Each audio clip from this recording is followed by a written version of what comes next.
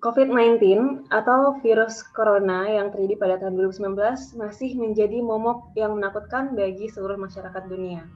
Seperti yang kita ketahui, di awal tahun 2020 ini, dunia dikejutkan dengan adanya infeksi berat oleh virus yang namanya COVID-19 atau virus corona. Infeksi ini tergolong pandemi yang baru dengan penyebaran antar manusia yang sangat cepat. Hingga saat ini, tingkat kematian akibat infeksi ini mencapai 2% dan jumlah kasus berat 10%. Banyak sekali dokter-dokter juga telah berguguran dan rumah sakit penuh dengan pasien COVID. Selain itu, berdasarkan dari hasil survei kuesioner yang telah kita isi minggu lalu, sangat disayangkan bahwa sebagian responden itu masih termasuk dalam kategori pengetahuan yang tidak baik mengenai COVID-19 ini. Masih banyak yang tidak mengerti apa itu COVID-19, bagaimana cara penyebarannya, dan bagaimana langkah kita untuk meningkatkan diri kita agar bisa dicegah dari penyebaran COVID-19 ini. Oleh karena itu, tidak bosan-bosannya kami terus menekankan bagaimana meningkatkan perilaku hidup bersih dan sehat atau PHBS, apalagi selama masa pandemi COVID-19 ini. Oleh karena itu, di sini kita akan melakukan penyuluhan dengan judul PHBS selama masa pandemi COVID. Jadi, virus corona ini pertama kali ditemukan pada tahun 2019, sehingga WHO memberi nama virus ini Coronavirus Disease 2019 atau yang biasa kita sebut COVID-19. Nah, virus ini pertama kali ditemukan di pasar Hunan ibu-ibu di kota Wuhan, Cina. Dan juga virus ini dapat ditularkan dari hewan ke manusia maupun melalui antar manusia dari percikan atau droplets saat batuk, bersin, dan bahkan berbicara. Nah, tangan yang kotor juga beresiko terkontaminasi virus corona sehingga dapat menularkan apabila menyentuh mata, hidung, dan juga mulut. Next. Gejala dari COVID-19 ini antara lain ada demam, sesak dan sulit bernapas, sakit kepala, batuk kering, dan juga hilangnya indera penciuman, yaitu hidung jadi sulit mencium bau, dan juga indera perasa, yaitu jadi lidah menjadi hambar. Kemudian sejauh ini belum ada pengobatan atau vaksin terhadap COVID-19. Tetapi penyakit ini sifatnya self-limiting, yang artinya dapat sembuh sendirinya. Jadi sebenarnya pengobatan yang diberikan pada pasien yang terinfeksi atau terkena COVID-19 ini itu hanya untuk mengurangi gejalanya saja, ibu-ibu. Jadi yang diberikan itu obat untuk demamnya, obat untuk batuknya, atau obat pereda nyerinya, seperti itu. Penerapan 3M untuk mencegah penularan COVID-19. Jadi M yang pertama yaitu memakai masker. Jadi pastikan untuk memakai masker saat di luar rumah ya ibu-ibu. Kemudian yang kedua menjaga jarak minimal 2 meter. Dan yang ketiga selalu mencuci tangan. Selanjutnya ada etika batuk dan bersin. Nah, jadi etika batuk dan bersin ini merupakan tata cara batuk yang baik dan benar sehingga harus diterapkan sehari-hari dalam masyarakat. Tujuan utamanya yaitu untuk mencegah penyebaran suatu penyakit secara luas melalui percikan dari batuk atau bersin tadi. Kemudian etika batuk dan bersin ini yang pertama adalah tutupi mulut dan hidung. Jadi ketika batuk atau bersin, gunakan tisu atau siku bagian dalam seperti ini untuk menutupi mulut dan hidung. Yang kedua, bersihkan kontaminasi. Jadi tisu yang tadi sudah digunakan untuk batuk atau bersin tadi segera dibuang ke tempat sampah. Dan yang ketiga, dan yang paling penting, jangan lupa untuk mencuci tangan. Jadi bersihkan tangan dengan air mengalir dan juga sabun, atau juga bisa menggunakan hand sanitizer. Kemudian, jangan menutup dengan telapak tangan ketika batuk atau bersin, Bapak Ibu, apalagi tidak ditutup sama sekali. Dan yang perlu diperhatikan, ketika kita berada di luar rumah, ketika mau batuk atau bersin, itu tetap batuk dan bersinnya di dalam masker ya Bapak Ibu, jadi jangan dilepas. Nah, mungkin jadi ini etika batuk dan bersinnya bisa diterapkan di dalam rumah. Selanjutnya ada cara pakai dan lepas masker yang benar. Yang pertama adalah cuci tangan sebelum menyentuh, sebelum melepas, dan setelah melepas masker dengan menggunakan air mengalir dan juga sabun tadi selama 20 detik. Kemudian pastikan masker yang akan digunakan itu dalam kondisi bersih dan tidak rusak, Ibu-ibu. Selanjutnya, saat menggunakan masker, pegang bagian talinya. Dan juga pastikan dan sesuaikan masker dengan bentuk wajah. Jadi pastikan tanpa ada celah dan harus menutupi hidung, mulut, dan juga dagu. Dan juga kalau misalnya ada bagian yang berkawat, bagian kawatnya diposisikan pada batang hidung. Jadi bisa ditekan-tekan kemudian sehingga menyesuaikan bentuk dari hidungnya. Yang perlu diperhatikan adalah pastikan tidak ada celah di semua sisi maskernya. Lalu hindari menyentuh masker selama digunakan pada wajah karena kuman yang ada di permukaan masker tadi dapat menempel pada tangan. Jadi untuk melepaskan masker sama seperti saat memakainya, yang dipegang hanya bagian talinya yang nanti ditingkatkan ke belakang telinga atau kepala. Kemudian saat akan makan atau minum, jangan letakkan masker di dagu, tapi dilepaskan saja Bapak Ibu maskernya, karena kalau meletakkan masker di dagu, nanti kuman-kuman yang ada di dagu Ibu akan berpindah dan akan berbahaya jika dipakai kembali, dihirup kembali. Nah, jika masker tidak kotor dan tidak basah dan ingin dipakai kembali, simpan masker tersebut ke dalam plastik yang dapat ditutup seperti plastik zip yang ada di gambar. Lalu setelah digunakan, masker dapat direndam di dalam larutan sabun atau deterjen setidaknya 1 kali sehari dengan anjuran menggunakan air hangat. Lalu bilas perlahan hingga bersih dan keringkan dengan dijemur atau digantung pada tempat yang bersih. Jadi nanti kalau sudah kering, maskernya bisa disimpan kembali di plastik bersih yang dapat ditutup atau plastik zip tadi. Nah, jadi ini ada 2 gambar ibu-ibu. Kira-kira menurut ibu-ibu ini dua-duanya salah, dua-duanya benar, atau ada yang salah sama ada yang benar, ibu-ibu? Yang kiri atas benar atau salah? Benar ya. Yang atas itu ya benar. Agak-agak longgar maskernya mungkin. Ya, jadi benar ya Ibu. Yang atas itu adalah pemakaian masker yang benar. Nah, kalau yang bawah kira-kira benar atau salah nih Bu? Salah. Kendor ya. Kita lihat jawabannya. Iya. Salah yang bawah mah. Ya, benar. Ya, Bu. Jadi yang atas itu benar karena memang tidak longgar, jadi tidak ada celah boleh ditunjukkan. Jadi di bagian hidungnya benar-benar terbentuk kawatnya tadi. Kemudian di samping-sampingnya juga tidak ada celah, Ibu.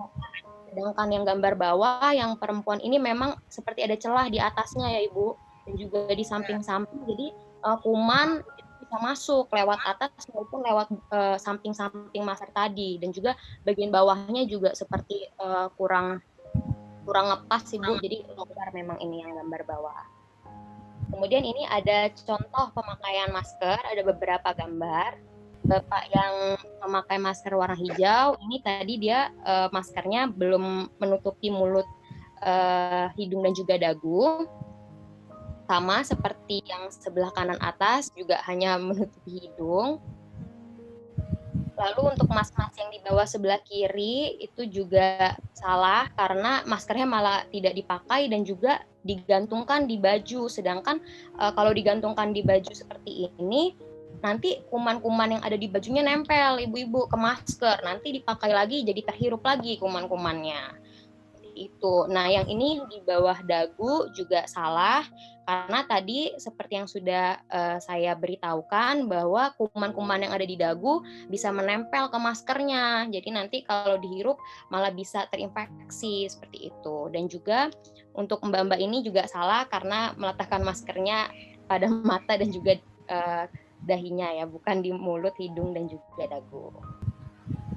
Ya, boleh di-unmute dulu mikrofonnya, Bu Guru semuanya. Sekarang kita cek ombak dulu nih. Masih pada semangat kan, Bu Guru? Semangat. Mantap. Sekarang Yuk, sekarang kita kuis dadakan lagi. Next. Masih. Oke, siap. Selanjutnya slide. Coba ini gambar kiri atas ini kira-kira benar apa salah ya, Bu ya? Coba. Ibu ya, ibu-ibu yang pakai masker merah. Salah. Oke, lanjut ke foto selanjutnya. Nih, coba lihat nih, Bapak baju merah sama Ibu baju biru. Nih. Salah. Oke. Oke, ketok palu salah. Selanjutnya, foto selanjutnya. Nih, coba ini. Ibu kerudung ungu. Kanan bawah selanjutnya. Nah, coba ini salah apa benar nih, Bu? Oke. Jadi jawabannya adalah salah semua. Salah semua ya, ibu-ibu jawabannya. Jadi yang gambar kiri atas ini, kalau dilihat ibu-ibu dengan masker merah, itu pemakaian maskernya tidak pas pada tulang hidung ya. Jadi kalau pakai masker itu harus fit, harus pas menutup kencang gitu ya. Jangan di ujung hidung, nanti itu malah bisa masuk kan, maksudnya udara kotor itu tidak tersaring melalui maskernya. Nah yang kedua, gambar kanan atas, ini bapak-bapak baju merah, kalau diperhatikan pakai maskernya cuma di mulut bawah sama di dagu, hidungnya malah terbuka ke expose kan, jadi malah bisa udara langsung masuk tanpa tersaring dulu melalui masker gitu. Jadi bukannya melindungi diri, malah membahayakan diri dan juga orang lain. Kemudian ibu-ibu yang biru nih, kira-kira yang salah apa nih Bu? Yang baju biru. Ada yang bisa bantu saya jawab? Ada celah ya di bawah dagu sama di samping pipi. Oke, betul sekali. Jadi itu bagian pengait bawahnya itu dilonggarkan malah bukan diikat. Jadi kalau misalkan pakai masker yang seperti ini, yang tali pastikan yang bagian atas itu terikat kencang melingkari kepala, yang bawahnya pun juga. Jadi meskipun maskernya seperti ini tetap sesuai gitu, pemakaian sesuai dengan pemakaian cara memakai masker yang benar. Kemudian yang kiri bawah, ini kira-kira apa nih Bu yang salah? Dari foto memakai ini. maskernya di bawah hidung. Oke, pakai masker di bawah hidung. Abis itu ada lagi nggak? Itu dipegang maskernya sama tangan bagian depan masker. Benar banget. Apa ada lagi yang salah di foto ini? Foto kiri bawah? Tidak ada jaga jarak. Tidak ada jaga jarak. Oke. Nah, satu lagi yang salah kalau diperhatikan baik-baik tuh. Nah, ini bapak-bapak nih pakai kopiah, nggak pakai masker sama sekali ya. Jadi udah ini antrian yang nggak jaga jarak, minimal 2 meter. Kemudian ada yang tidak pakai masker, itu bahaya sekali ya. Kemudian yang pakai masker pun pemakaiannya masih salah di bawah hidung. Jadi pastikan pakai masker itu sangat fit dengan muka kita, dari batang hidung ke bawah mata sini sampai dagu-dagunya itu fit ya. Nah, untuk yang terakhir, masker kanan bawah, ini apa nih kira-kira yang salah lagi nih? Aduh, itu yang dipakai bukan area mulut sama hidung, tapi dagu. Iya, itu untuk melindungi apa juga nggak ada manfaatnya ya Bu ya. Nah, saya mau tambahin lagi, selain di sini kan ini dua bapak ini pakai maskernya kan di dagu ya. Nah, kemudian maskernya ini masker scuba.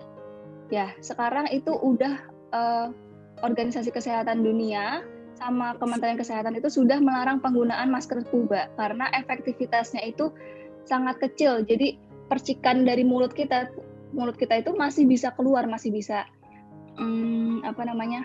tidak tertangkis lah gitu ya. Jadi kita masih bisa membahayakan orang lain dengan memakai masker scuba. Nah, lebih baik menggunakan masker itu yang masker kain 3 lapis atau masker medis yang masker sekali buang itu lebih baik. Jadi masker scuba ini sudah nggak boleh lagi dipakai karena efektivitasnya itu sangat kecil. Kita masuk nih ke kesehatan gigi dan mulut. Yang pertama itu cara menyikat gigi. Nah, jadi cara menyikat gigi itu yang pertama harus diperhatikan adalah waktunya. Kapan saja, itu sebanyak 2 kali dalam 1 hari. di pagi hari 30 menit sebelum sarapan dan malam tepat sesaat sebelum tidur. Kemudian lama waktu menyikat gigi itu adalah 2 menit supaya kita bisa 2 menit itu supaya kita memastikan untuk semua permukaan itu tersikat. Jadi berdasarkan penelitian waktu 2 menit itu adalah waktu yang optimal.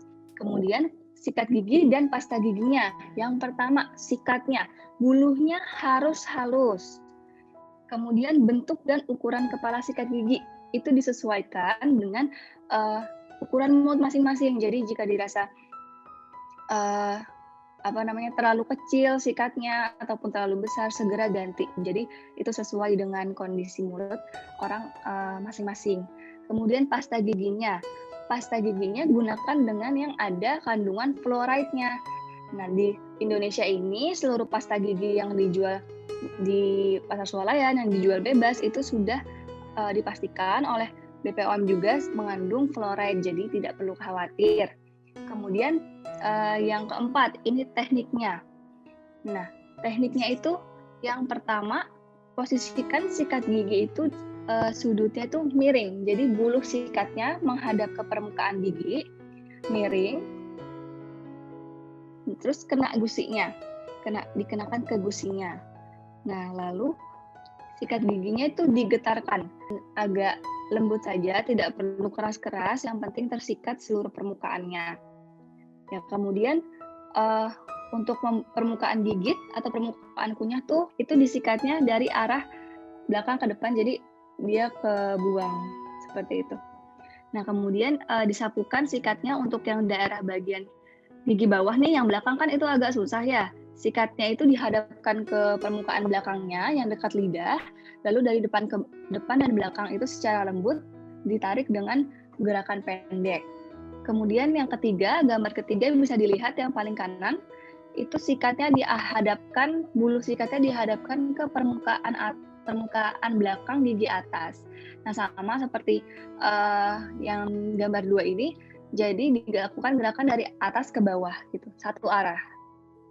Nah, ini untuk memastikan semua sisa makanan, kemudian plak, itu bisa hilang dengan gerakan menyikat gigi ini. Kemudian jangan lupa juga untuk menyikat lidah, karena sering sekali menjadi tempat menumpuknya sisa makanan. Jadi setiap sikat gigi itu menyikat lidah. Nah, kalau bisa menggunakan sikat yang berbeda dengan sikat gigi, supaya tidak tercampur lah kumannya seperti itu. Nah, selanjutnya adalah cara merawat sikat gigi. Next. Di sini perlu diingat lagi bahwa dilarang keras berbagi sikat gigi ya, ibu-ibu, maupun dengan keluarga, dengan anak, dengan suami, itu sangat dilarang karena berbagi sikat gigi itu sama saja seperti bertukar kuman. Nah, kemudian sikat gigi itu harus dibilas setelah digunakan. Jadi di air keran yang mengalir itu kita bilas bulu sikatnya ya, supaya bersih. Kalau misalkan tidak bersih, ini bisa dilihat di gambar 1, 2, 3, ini sikat gigi yang nggak bersih, yang nggak dibersihkan setelah pemakaian itu numpuk, itu ada kuman-kumannya di situ. Ya, kalau misalkan dilihat itu yang warna hijau itu pembesaran mikroskop. Ya, jadi menunjukkan ini adalah bulu sikat gigi bekas yang tertutup oleh plak gigi atau sisa-sisa makanan yang sudah disikat dari gigi itu tertumpuk kalau misalkan tidak dibersihkan. Oke, selanjutnya. Jadi simpan sikat gigi itu dalam posisi tegak. Jadi kepalanya di atas, gagangnya di bawah. Kemudian kepala jika dalam wadah bersamaan atau satu wadah besar, itu pastikan jaraknya itu saling jauh, atau kalau bisa simpan sendiri di tempat-tempat yang terpisah. Nah, kalau misalkan seperti ini di pot ini, itu jangan sampai ujung-ujung kepala sikat gigi itu saling bersentuhan. Jadi harus berlawanan arah. Yang kemudian selanjutnya itu kita perlu mengganti sikat gigi selama 3-4 bulan sekali. Atau kalau misalkan dilihat kayak sudah mekar, sudah ngembang, itu silahkan diganti, karena kalau misalnya tidak diganti itu fungsinya itu menurun. Jadi udah fungsinya menurun dan menumpuk kuman di situ juga. Jadi mohon ganti sikat gigi selama 3-4 bulan sekali. Lanjut dari menyikat gigi, ini ada cara berkumur setelah sikat gigi. Ya, pada gambar ini terlihat bahwa ada anak yang sedang menyikat gigi itu mengeluarkan busa. Sebenarnya apa sih ini? Kenapa sih ada busanya? Nah, jadi di sini ada yang namanya sodium lauryl sulfat, atau ini merupakan bahan yang bisa membuat busa gitu ya. Biasanya ada di deterjen ataupun di sabun pun juga ada, dan di pasta gigi juga ada. Jadi pasta gigi itu ada yang berbusa seperti ini, berarti ada kandungan SLS-nya, kita sebut SLS ya. Kemudian ada juga yang tidak ada kandungan SLS-nya. Kalau misalnya yang SLS itu seperti Pepsodent, Ciptadent, Close Up, Sensodyne, seperti itu. Kalau yang non SLS itu yang kalau ibu-ibu tahu itu ada merek enzim, jadi itu nggak ada busanya.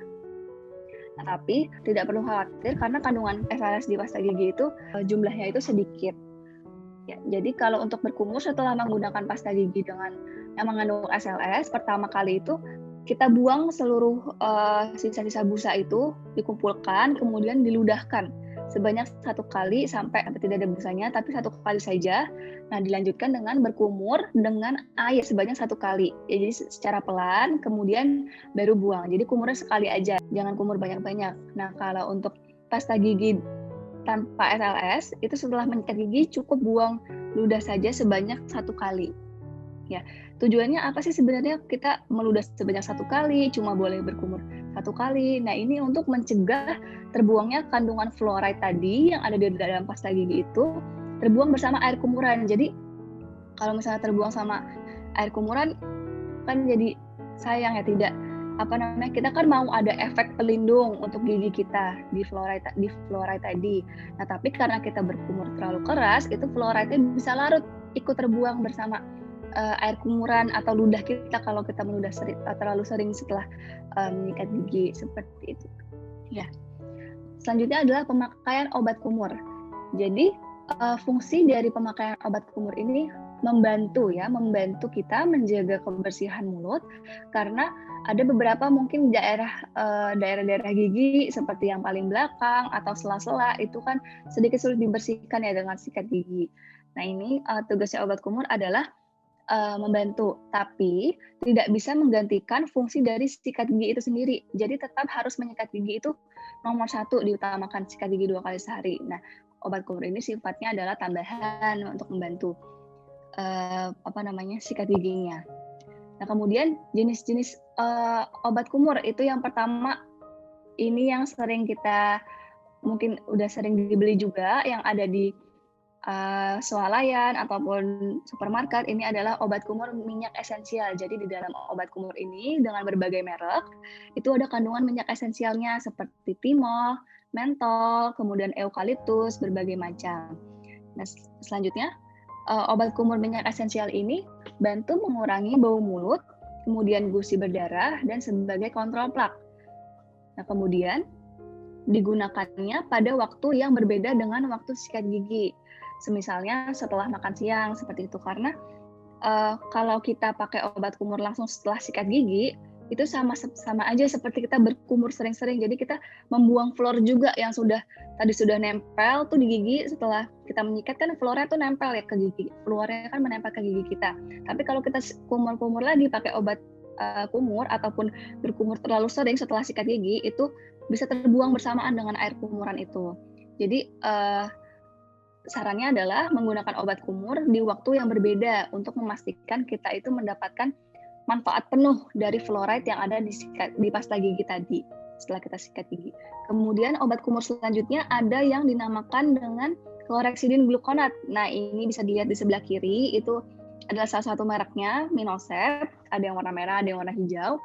Nah, ini sama juga bisa membantu mengurangi gusi berdarah, dikatakan lebih efektif dibandingkan minyak esensial ini. Obat kumur dengan minyak esensial ini dalam membantu mengurangi gusi berdarah.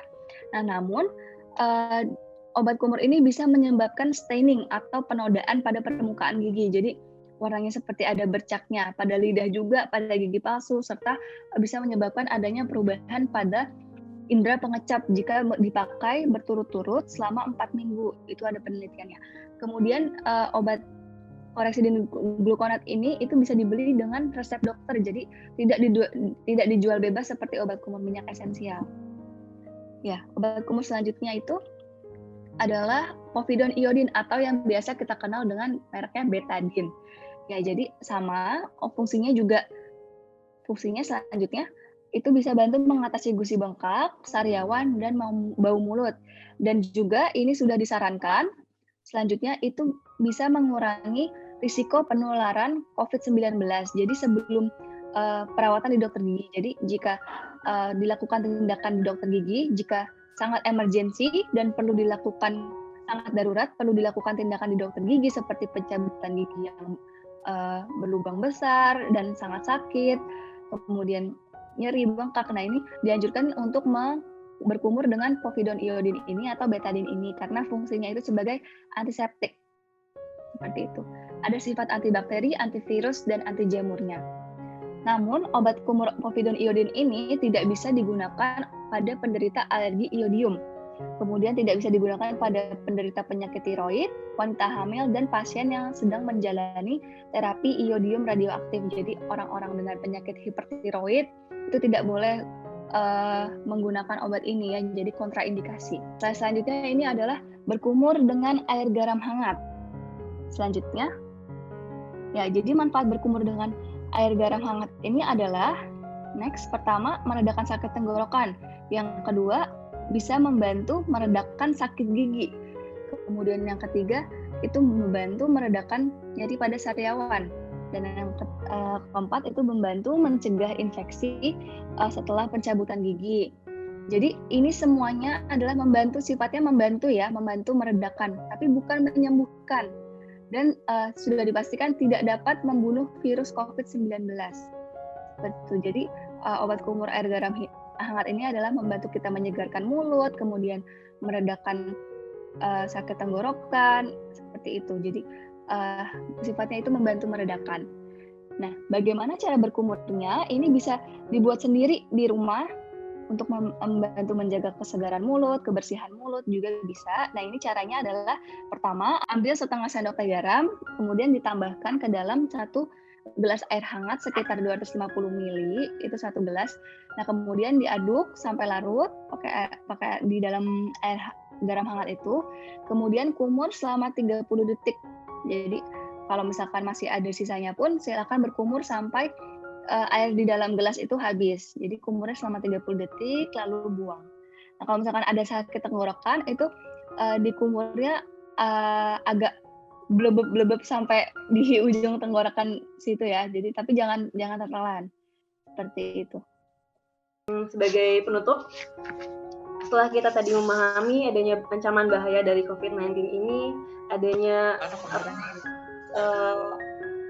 tindakan-tindakan pencegahan yang dapat kita lakukan. Nah, untuk itu saya ingin mengajak ibu-ibu semua untuk marilah kita bersama melawan virus corona ini dengan meningkatkan pemahaman kita, pengetahuan, sikap, dan tindakan kita dalam menerapkan perilaku hidup bersih dan sehat atau PHBS selama masa pandemi COVID-19 ini. Sekian saja, salam sehat.